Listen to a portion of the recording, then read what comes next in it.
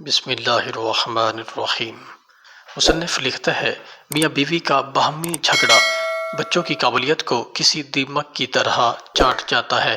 میں نے آج تک ایسے بچوں کو زندگی کے کسی بھی میدان میں کامیاب نہیں پایا جن کے والدین آئے روز جھگڑا کرتے ہیں، ایک دوسرے کو نیچا دکھانے کی کوشش کرتے ہیں۔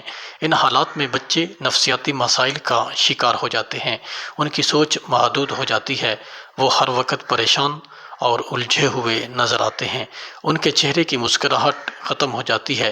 اس طرح کے بچے اپنے کلاس میں اپنے دوستوں یا فیلوز سے دور رہتے ہیں، تنہا بیٹھنا پسند کرتے ہیں، ٹیچر پر یا اپنی اسٹڈی پر فوکس نہیں کر پاتے کیونکہ ان کے ذہن میں ہر وقت وہ آوازیں گونج رہی ہوتی ہیں جو وہ روزانہ گھر میں سنتے ہیں۔ جب تک والدین کی حوصلہ افزائی بچوں کو میسر نہ ہو، بچے تب تک خود اعتمادی حاصل نہیں کر پاتے۔ جھگڑا کرنے والے والدین کے بچوں کا سیلف کانفیڈنس بھی اسی جھگڑے کی زد میں قربان ہو جاتا ہے۔ میاں بیوی کا باہمی تعلق اگر اچھا ہو، آپس کی بائنڈنگ مضبوط ہو تو ایک بہترین نسل پرورش پاتی ہے۔ میں نے ٹیچنگ کے دوران ان بچوں کو خوش پایا جن کے والدین کا تعلق محبت اور عزت پر مبنی تھا۔ اس طرح کے بچے سہولیات کی کمی کے باوجود بھی زندگی کے میدان میں کامیاب ٹھہرے ہیں۔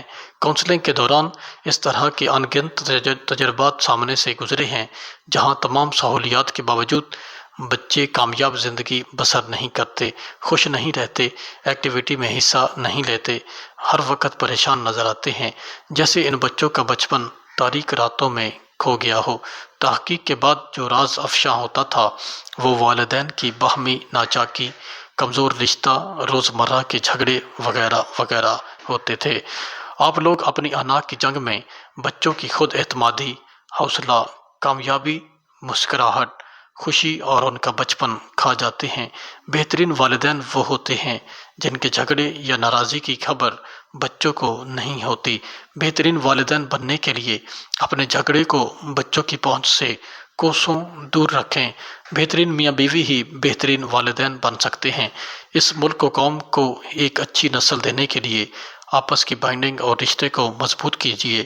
ایک دوسرے کی عزت کریں گے تو آنے والے کل میں بچے بھی آپ کی عزت کریں گے، ورنہ جیسا رشتہ آپ کا ہے کل کو ویسا ہی رشتہ آپ کے بچوں کا ہوگا۔ جیسے شوہر آپ ہیں کل ویسا شوہر آپ کا بیٹا بنے گا، اور جیسی بیوی آج آپ ہیں کل کو ویسی ہی بیوی آپ کی بیٹی بنے گی۔